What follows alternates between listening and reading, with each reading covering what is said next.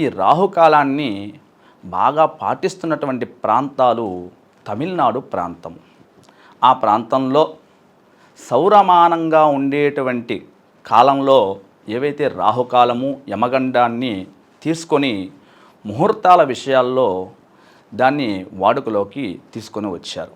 అదేవిధంగా గుళిక కాలము యమగండము ఇవన్నీ కూడా కేరళ రాష్ట్రంలో అంటే కేరళలో మనకి విశేషంగా కూడా వాడుతూ ఉండేవారు.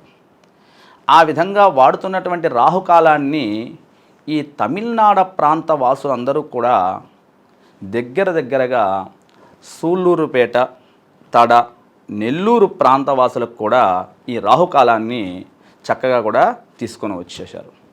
అయితే పూర్వము పంచాంగాల్లో కానీ ఎక్కడైనా సరే క్యాలెండర్లలో కానీ ఈ రాహుకాల ప్రస్తాపన ఎక్కడా కూడా లేదు.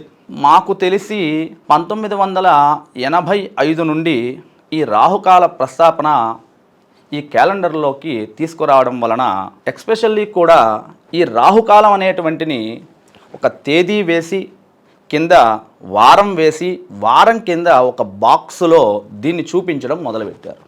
రాహుకాలము యమగండము అనేటువంటిది ఇలా తీసుకురావడం వలన జనాల్లోకి ఇది విపరీతంగా కూడా వచ్చేసింది. ముహూర్తాలకి రాహుకాలాలకి ఎటువంటి సంబంధం లేదు, ఇది నిక్కచ్చిగా చెప్పవచ్చు. అందుకనే మీరు ఏ పంచాంగంలోనైనా చూసుకోండి, ఏ ముహూర్తానికి రాహుకాలం ఉన్నా కూడా ఆ పంచాంగకర్త ఆ ముహూర్తాన్ని ఇస్తాడు. ఎందుకంటే ఏకవింశతి మహాదోషాలు అనేటువంటివి 21 కలవు.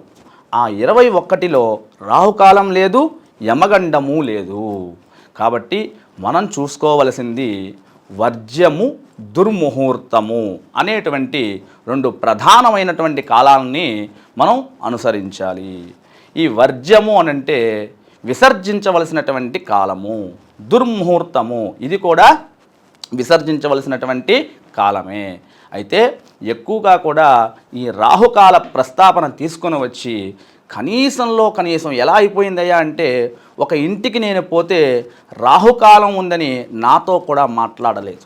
ఇది చాలా ఇబ్బందికరమైనటువంటి అంశం అయిపోయింది. అలా కాకుండా రాహుకాలం అనేటువంటిది మనం వాడాలా లేదా అనేటువంటిది మనం తెలుసుకోవాలి. అన్నిటికీ వాడకూడదు. మనకు ముహూర్త పరిజ్ఞానం లేదు కాబట్టి ప్రతి ఒక్కరికి మనమే చెబుతున్నాం. ఇప్పుడు